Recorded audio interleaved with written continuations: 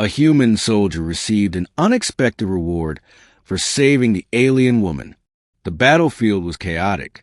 Smoke billowed from the wreckage of fallen ships, and the ground trembled with the force of explosions. Amidst the madness, a human soldier named Sergeant Max Hayes found himself in the heart of enemy territory. His mission had been clear, but everything had gone wrong. His squad was scattered. Communication lines were down, and he had become separated from the others.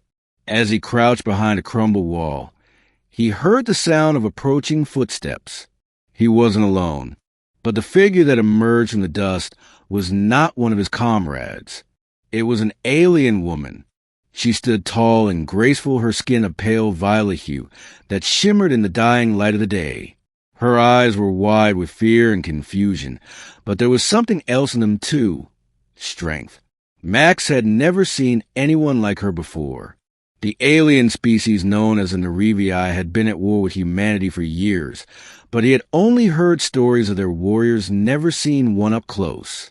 She looked different, though. She wasn't wearing armor like the others. Instead, she wore simple robes that billowed in the wind. For a moment, they stared at each other. Then she collapsed to the ground, her legs giving out beneath her. Max's instincts kicked in. Without thinking, he rushed to her side. He kneeled beside her and placed a hand on her shoulder. "Hey, stay with me," he said, his voice low but urgent. Her eyes flickered as she looked up at him. I was supposed to," she gasped. "My mission." Max didn't fully understand her words, but he could see the blood soaking her robes and the way she was struggling to breathe. She was injured badly. He didn't have time to think, he just acted. "Hang on," he muttered as he carefully lifted her into his arms. She was light, but her condition was worsening by the second. Max scanned the area quickly. There was no time to go back to base.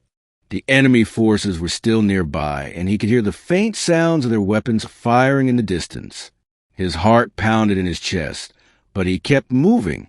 He found a small abandoned shelter a few hundred meters away and took her inside. It was a crude structure made of metal and scrap, but it would have to do. Max laid her down on the floor and started doing what he could to stop the bleeding. His medical training had been basic, but he had been through enough field operations to know what to do. He found a first aid kit in a corner and worked quickly, applying pressure to her wounds and doing his best to stabilize her. She was barely conscious, her breathing shallow, but as he worked, she managed to speak again. "Why are you helping me?" she asked, her voice raspy. Max paused for a moment, looking down at her. "Because it's the right thing to do," he said quietly. "I don't care who you are or where you're from. You're hurt. I'm going to help." The alien woman blinked her large eyes at him. "You don't fear me?" Max shook his head. "No," he said firmly. "I've seen enough war to know that fear is a waste. I'll fight when I have to, but right now I'm just trying to keep you alive." She stared at him for a long time, her expression unreadable. Then she spoke again, though her voice was weaker this time. "I thought all humans were like the others," she whispered. "I thought they would kill me on sight." Max didn't answer. He just kept working silently.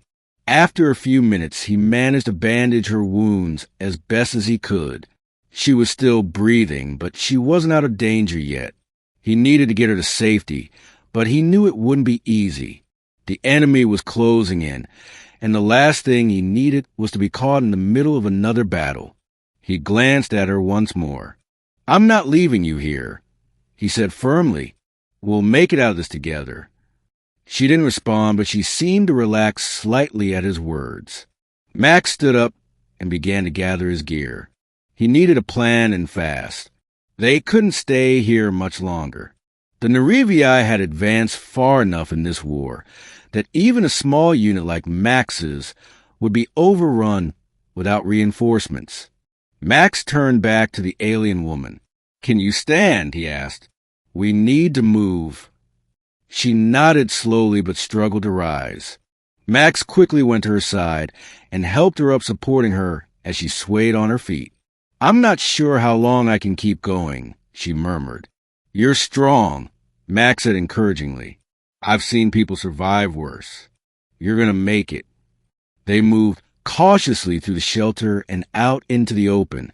The sky had darkened, and the distant sounds of battle were growing louder. Max knew they had to move quickly, but he also knew they couldn't risk being spotted. For hours they moved through the war-torn landscape, Max constantly looking over his shoulder. The alien woman leaned heavily on him, but she didn't complain. She seemed focused only on staying alive.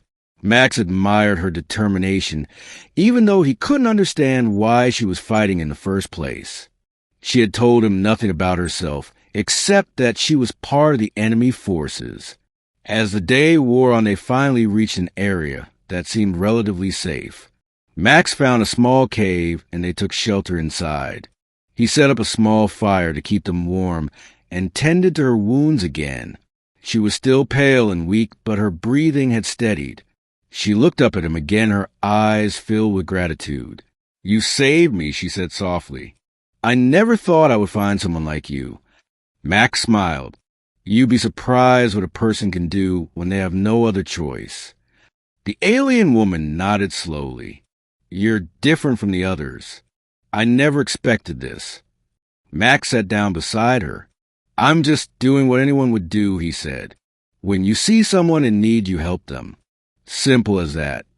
For the first time, she smiled. It was a small smile, but it was enough to make Max feel like his efforts had been worth it. He didn't know what would happen next. He didn't know if they would make out alive, or if the war between their people would ever end. But he did know one thing. He had done the right thing. And in the end, that was all that mattered. The next day, they were able to find a transport that could take them both to safety. As they boarded the ship, the alien woman turned to him once more. You saved my life, she said, and for that I am grateful. Max looked at her and smiled. No need for thanks. I did what anyone would have done. She reached out and touched his arm. No, she said, you did more than that. You showed me that there is kindness even in the darkest of places. And for that, I will never forget you. Max nodded but said nothing. He didn't need words to understand what she meant. Sometimes the smallest actions had the greatest impact, and sometimes saving a life was the greatest reward of all.